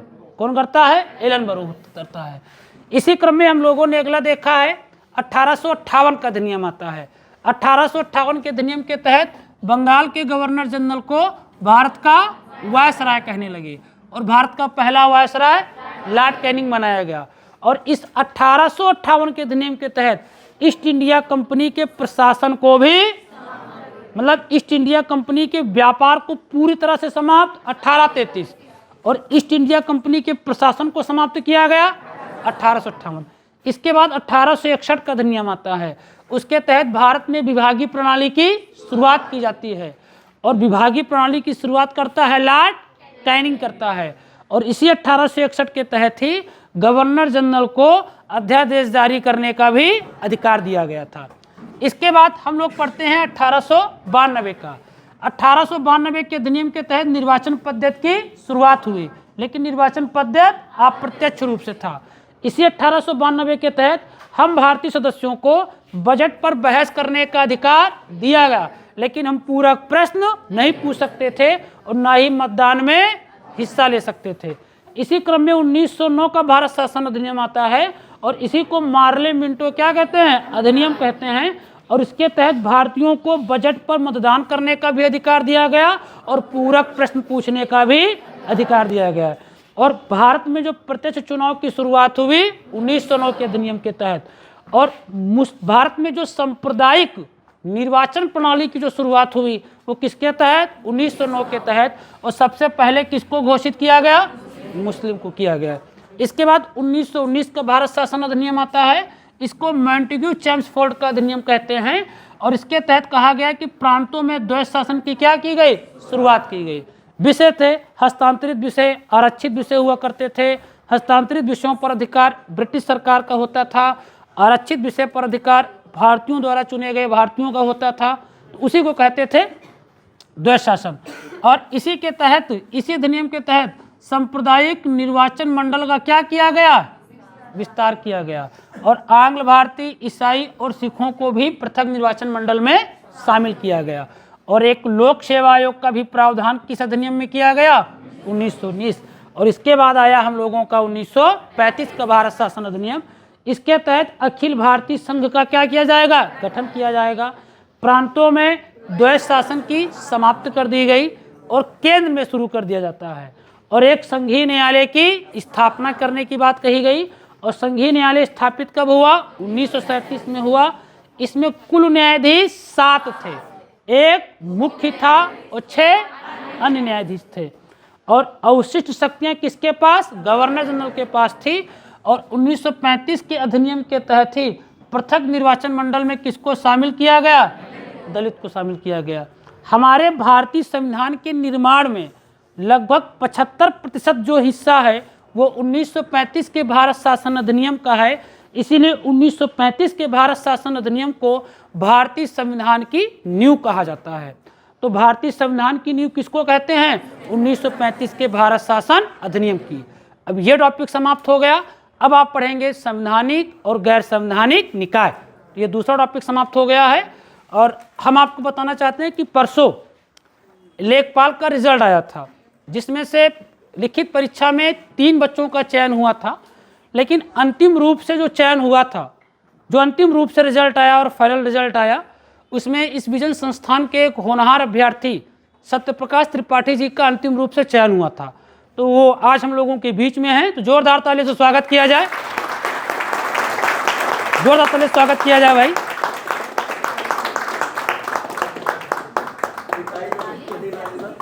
मिठाई है हमारे पास है, लेकिन हम तो तुमको इससे खिला देंगे, लेकिन हम छेना खाब 1 किलो वाला हुआ है ना, आधा। हाँ, जोरदार तालियां भाई। थोड़ा थोड़ा नहीं पढ़ाने देंगे, थोड़ा पढ़ाने पाएंगे। और 5 मिनट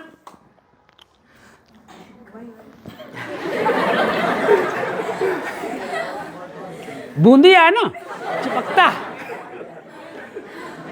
तो ये त्रिपाठी जी हैं और इनका सीजीएल भी था, लेकिन सीजीएल में भी अंतिम रूप से जो रिज़ल्ट आया अभी हाल ही में मेंस का, उसमें भी नहीं हुआ था। और बीच में कई परीक्षाओं में इनका चयन हुआ। तो ये था कि ये रेलवे ग्रुप डी की नौकरी नहीं किए, इनको नहीं करना था वो नौकरी। और अभी ये समीक्षा अधिकारी की तैयारी कर रहे हैं। और जिस हिसाब से इनका रिज़ल्ट है, जिस हिसाब से इनका रिस्पांस रहता है, और अगर ये उसी दिशा में लगे रहे तो वो दिन दूर नहीं है जब इनका समीक्षा अधिकारी के पद पर भी अंतिम रूप से क्या होगा? चयन होगा। तो 5 मिनट हम इनसे ये जानने का प्रयास करेंगे हम लोग कि कैसे भाई यहाँ तक पहुँचा गया है ना। तो ये जानने का प्रयास किया जाएगा। और बस 5 मिनट, ज़्यादा समय नहीं।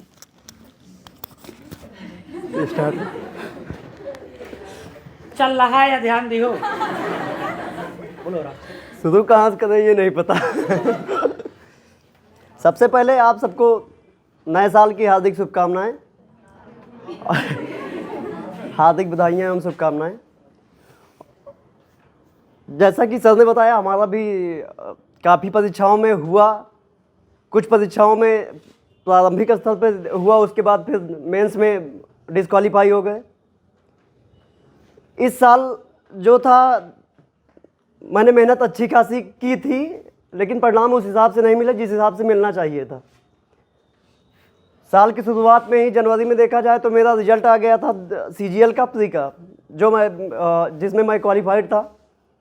लेकिन जब मेंस आया तो मेंस में फिर लटक गए। स्टार्ट वहीं से हो गई थी साल की। उसके बाद वो बड़ा CHSL का जब हुआ, उसमें भी था, मेंस आया, मेंस दिए ही नहीं। उम्मीदें अच्छी थी कि हाँ PCS में भी निकल जाएगा, प्री तो निकलेगा ही। सर ने मेहनत भी की थी, सर ने बताया भी था कि हाँ कैसे करना है कैसे नहीं करना है। लेकिन बस वही ना कि क्वेश्चन देखने के बाद ये लग रहा था कि हाँ सब आ रहा है, बहुत बढ़िया है, सब पढ़ाया हुआ है। और उसके बाद जो नहीं था वो भी करते चले गए। लगभग हम कर डाले लगभग 137 क्वेश्चन। उसके बाद तो वैसे भी होना क्या था, बाहर हो गए। ये कॉन्फिडेंस है। तो अगला आया CHSL का मेरा मेंस लगा था 26 जून को। 26 जून को था तो भैया से पूछे, उसी दिन मेरा वो था कि हाँ 2018 को जो वीडियो था वो डाले थे, उस बार भी कुछ नंबर से रुक गया था। तो अब की था कि दे कि ना दे तो सर ने बताया कि हाँ अच्छे से दो वीडियो, उसको रहने दो। तो मेंस उसका नहीं दिया, वो भी छोड़ दिया। उसके बाद फिर आगे बढ़ते आए तो CGL का दिया फिर से 2023 वाला। 2023 में जब दिए तो उसमें भी रिजल्ट ठीक ठाक था, 148 नंबर थे EWS से। हम फिर प्री क्वालिफाई हुए। उसको क्वालिफाई करने के बाद मेंस लगा, फिर कोचिंग बंद करके फिर से स्टार्ट किए वही मेंस के लिए। अच्छी तैयारी की, कुछ बाधाएं बीच में थी, लेकिन क्या कहते हैं कि तैयारी अच्छी खासी थी। लेकिन फिर मेरी ठीक ठाक गई भी थी 303 नंबर, लेकिन हमारा 292 नंबर था, रुक गया 7-8 नंबर से। फिर से बिहार देने गए उसमें भी क्या हुआ, यही है कि CGL दे रहे थे तो उसका पढ़े नहीं। जूनियर था, इंटर लेवल का पूछा गया था, और जब से इधर इस श्रेणी में आने के बाद इंटर लेवल की पढ़ाई वैसे भी धीरे धीरे समाप्त होने लगती है और पीछे छूटने लगती है।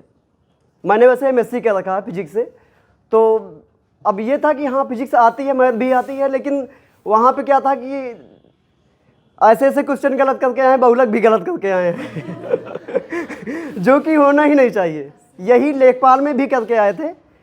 उसमें लेखपाल में क्या था, 3 को गिने 4 बार और 4 लगा के ऑप्शन में चले आए तो यही सब असफलताएं चलती रही।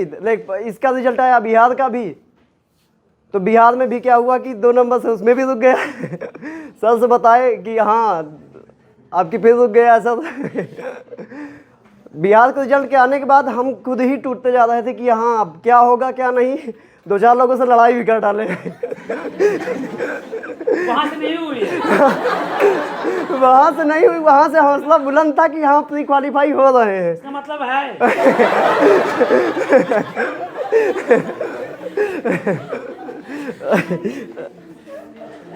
रिजल्ट की बात करें तो मेरा अभी पिछली बार के जब ये लेखपाल का मेरा पेपर था जो था 30 जुलाई, शायद 30 जुलाई को था 2022 में, 22 में। उसी के 1 हफ्ते 10 दिन पहले मेरा रिजल्ट आया था NTPC का, जो RRB ने कराया था। उसमें मेरा पॉइंट से रुक गया था फाइनल सिलेक्शन में। अब था तो यही कि क्या कहते हैं कि हाँ चाहते तो ये था कि छोड़ो यार क्या मतलब है, दुख होता है जब अच्छी खासी मेहनत की जाए किसी के पीछे, और अगर उसके बाद भी सफलता उस हिसाब से ना मिले। लेकिन हाँ बचा था 7-8 दिन, चाहे रो ले चाहे इधर अपनी तैयारी करके आगे बढ़ जाएं। 8-10 दिन थे, हम लगातार सर के संस्थान में जुड़े रहे। वहाँ सर से बताया भी कि हाँ NTPC में सर मेरा रुक गया पॉइंट से। तो सर ने कहा कोई दिक्कत नहीं यार, लेखपाल में मारो कोई बड़ी बात थोड़े सर को आज तक जितने भी मैंने पेपर दिए होंगे, जब से सर से जुड़े हैं, पिछली साल फरवरी से हम जुड़े हैं सर से 2022 में, जब क्या कहते हैं कोरोना काल समाप्त होने के बाद पहली बार सर ने कोचिंग स्टार्ट की थी एक छोटे से कमरे में 2-4-10 लोगों के साथ।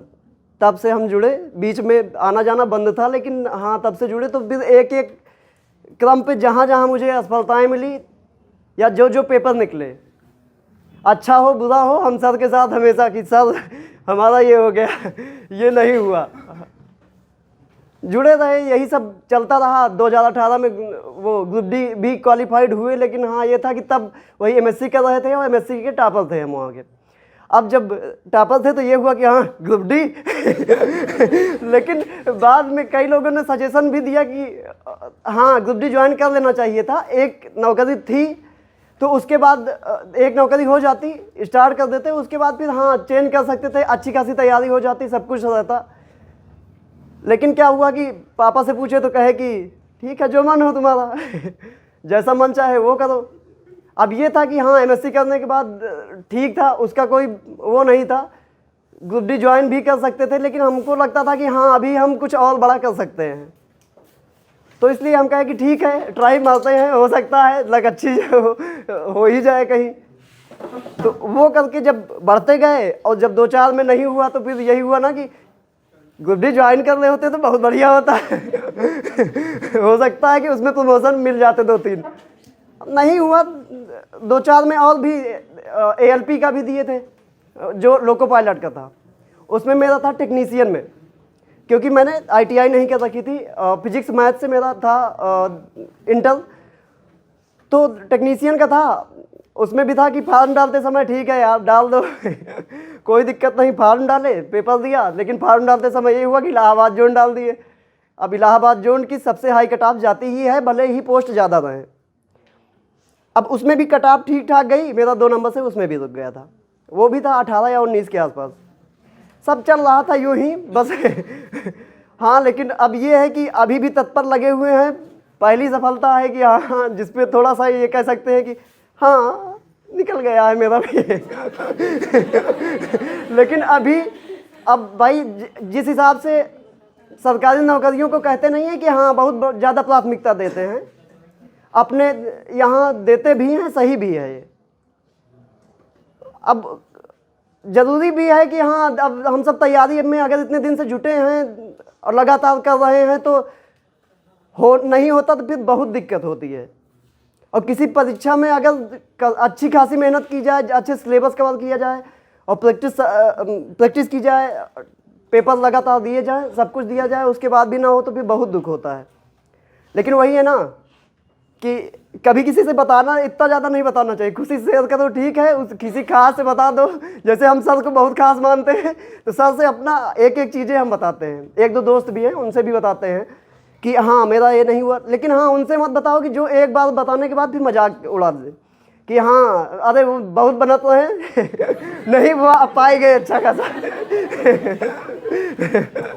तो उनसे कभी नहीं शेयर कर। 1 बार 2 बार भले बता दो, लेकिन उसके बाद नहीं बताना चाहिए।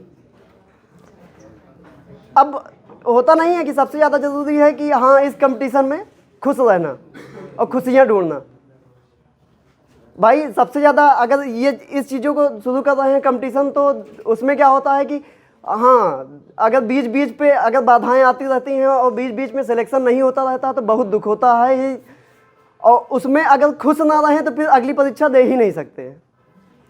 तो इसीलिए मेरा तो भाई हमेशा से रहता है कि बस वही छोटी छोटी चीज़ों में खुशियाँ ढूंढते रहना। और यही सबसे ज़्यादा हमें लगता है कि खुशियाँ ही ना रही तो फिर बहुत ज़्यादा सिलेक्शन हुआ ही तो क्या मतलब है। तो हमेशा एंजॉय के साथ हाँ लग सकता है 2 साल 3 साल 4 साल, लेकिन अगर लगातार लगा रहा जाए, जैसे कहते हैं कि घर वाले प्रेशर देते हैं ये वो, फिर भैया अगर तुम पढ़ रहे हो तो पढ़ा भी सकते हो, अदर इनकम 1-2 घंटे की कर सकते हो। मैंने भी पढ़ाया है, जबकि बैक सपोर्ट मेरा अच्छा था, पापा ने अच्छा सपोर्ट किया, घर वालों ने अच्छा सपोर्ट किया और करते ही हैं, सबके पेरेंट्स करते हैं। अगर हाँ तब करते हैं जब आपका रिजल्ट लगेगा कि क्या कहते हैं कि हाँ आशा के अनुरूप रहेगा, तो अदरवाइज वो भी कहेंगे कि भैया जब जाए के हुए मस्तिन करे कहा तो का करे के हुए बैठे हो वो ऐसे भी सीधा हाथ फेर देंगे। तो यही सब क्रम है। अभी भी उम्मीद है कि हाँ आगे जैसे सर ने बताया अभी लगातार डटे हैं। जैसे 1-2 दोस्तों ने बताया कि अब क्या पढ़ोगे, अब तो तुम्हारा हो गया, कोचिंग क्या करने जा रहे हो। हम कहें कि अगर भाई PCS की कोचिंग कर रहे हैं और उसके बाद भी अगर किसी बड़ी नौकरी तक ना पहुंचा जाए, हाँ होना ना होना, क्योंकि भाई अब 300 पोस्टें हैं, 400 पोस्टें आ रही हैं, 200 पोस्टें आ रही हैं, तो उस हिसाब से देखा जाए तो उस रेशियो में कैंडिडेट्स ज़्यादा हैं। जैसे अब की आरओ में ही देखा जाए तो एक कैंडिडेट पर लगभग 2650 कैंडिडेट्स हैं। अब होना ना होना, फिर होना तो 300 लोगों का ही है, लेकिन क्या कहते हैं कि अब ये तो है नहीं कि हाँ उस चीज़ को मान के ये बैठा जाए कि अरे 300 में हमारा कहाँ हो सकता है, प्रयास ही ना किया जाए। प्रयास दम लगा के किया जाता है, लेकिन हाँ होना फिर किस्मत भी कुछ होती है और कुछ क्या कहते हैं मेहनत भी होती है। सब यही सब है, हमारा भी हो गए लेखपाल हम भी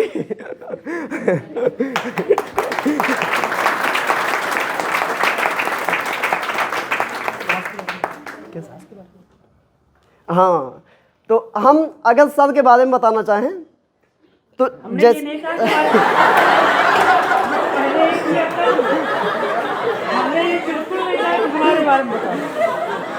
हमने केवल इनसे इतना कहा कि कुछ और बताओ। हाँ नहीं, सर ने कहा कि हाँ कुछ और बताओ, तो देखिए इनका पता है तुम क्या सोच के बताओ, हम जानी थे। तो सर के बारे में अगर बताना चाहें तो सही सही देखा जाए तो मुझे अगर भले ही रटने वटने में थोड़ा बहुत, हाँ कह सकते हैं कि रट पहले लेते थे, लेकिन रटा हुआ कभी काम नहीं दिया। पहले बहुत रटा, लेकिन हाँ भूल भी गए, अच्छा खासा भूले और अच्छी खासी बात रटे। भाई कंपटीशन में आए हैं तो करना ही पड़ता है, ऑब्वियस सी बात है, करना पड़ता है।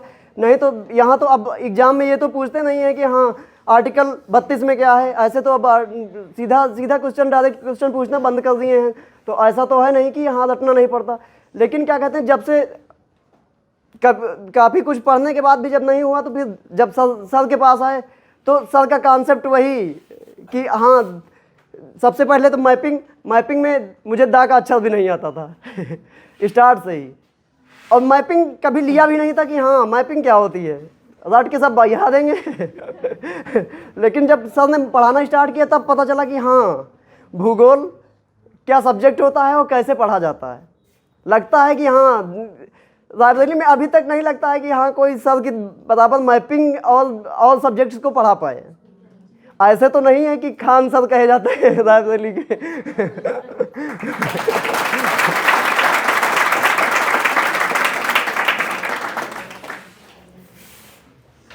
और सर का पढ़ाने का तरीका और समझाने का तरीका तो इतना ज़बरदस्त है कि कभी कभी क्या होता है कि 2-4-10 दिन तो हम क्या होता है कि जैसे अब यहाँ से जाएं तो हम रिवाइज नहीं करते हैं, बामुश्किल ही करें या कर लेते हैं, तो एक घंटे आधे घंटे बस देख लिए कि हाँ सर को क्लास में पूछना है, ऐसा ना हो कि फंस जाएं हम भी नहीं तो क्या होता है कि और चीज़ें हम भी वैसे ही क्या कहते हैं कि हाँ रील खसकाने में जुट गए या वीडियो देखने में जुट गए तो ये तो ऑब्वियस सी बात है भाई कि हाँ अगर क्या कहते हैं कि बंद कमरे में पढ़ाई कर रहे हो तो ये सब देखना भी लाजमी है और देखना ज़रूरी भी है कि हाँ ये ना लगे कि क्या कहते हैं कि एकदम से बोर हो के हम इतना इन्वॉल्व हो गए हैं कि सब ज़िंदगी की वास्तविकता सब खत्म ऐसा भी नहीं होना चाहिए। तो जब सर का कॉन्सेप्ट इतना बढ़िया है कि हाँ क्लास में जब क्या होता है कि जैसे अगर नहीं पता है, थोड़ा सा अगर सोचो कि सर क्या एग्जाम्पल लेके बताए थे, अभी उस दिन की बात है, जैसे हम बैठे थे उस दिन तो सर ने बताया था राज्यसभा के बारे में, राज्यसभा के बारे में बताया था, तो हमें वहाँ से नहीं याद आया कि हाँ राज्यसभा में क्या होता है। जब पूछे सर क्वेश्चन तो पता चला कि सर वहाँ बैठ के बताए थे कि हाँ जब अध्यक्ष के ऊपर जब वो संकल्प प्रस्ताव लाया जाता है ना, तो वो क्या होता है, अध्यक्ष जो होता है उस समय क्या कहता है, वो अध्यक्ष नहीं होता है, वो पीठासीन अध्यक्ष नहीं होता है, जबकि उपाध्यक्ष क्या होता है, पीठासीन अध्यक्ष बना दिया जाता है। और तो सर वहाँ कोने में बैठ के वहाँ पे क्लास में बताया कि हाँ ऐसे जाके बैठा है, तो मुझे याद आया कि अरे सर वहाँ बैठे तो इसका मतलब अध्यक्ष नहीं होता तो भाई सर का पढ़ाने का तरीका तो लाजवाब है ही। तभी ऐसा नहीं है कि क्या कहते हैं कि हाँ सिलेक्शंस लगातार होते भी गए हैं, अगर हो ना तो फिर आप सब भी लगातार बढ़ रहे हैं और डिवीजन में आ रहे हैं, तो फिर लाजमी सी बात है सर अमूल्य हैं ही यही सब चलता रहा। आप सब भी अच्छा खासा पढ़ते रहिए, तैयारी करते रहिए और अच्छी खासी नौकरियां आ भी रही हैं, आई भी हैं। और अगर होगा क्या कहते हैं 300 पोस्ट हो, चाहे 1000 पोस्ट हो, चाहे 2000 पोस्ट हो, चाहे कुछ भी पोस्ट हो, लेकिन अगर लगातार लगे रहेंगे तो ऑब्वियस सी बात है आज नहीं तो कल रिजल्ट आएगा, पक्की बात है। ऐसा नहीं शब्दों के साथ। और सरकारी नौकरी के बारे में कहें तो सरकारी नौकरी हाँ मिली है, अच्छी बात है, सबको मिल जाए, ये ईश्वर से प्रार्थना मेरी भी रहेगी। लेकिन सरकारी नौकरी ही सब कुछ नहीं है, क्योंकि खुशियाँ इंपॉर्टेंट हैं। और भाई वही जो अक्सर विकास दिव्यकीर्ति सर कहते नहीं है कि एक अकबर इलाहाबादी सर का शेर कि हाँ क्या कहें अहबाब क्या कारे नुमाया कर गए, क्या कहें अहबाब क्या कारे नुमाया कर गए, ग्रेजुएट हुए नौकर हुए, पेंशन मिली और मर गए। तो ये सभी नहीं है। इन्हीं शब्दों के साथ मैं विराम देना चाहता हूँ। धन्यवाद। सर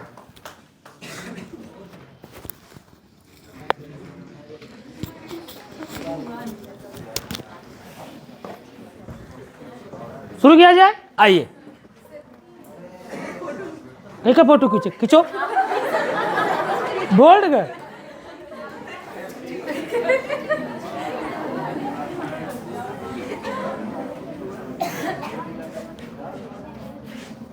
अब पढ़ेंगे संविधान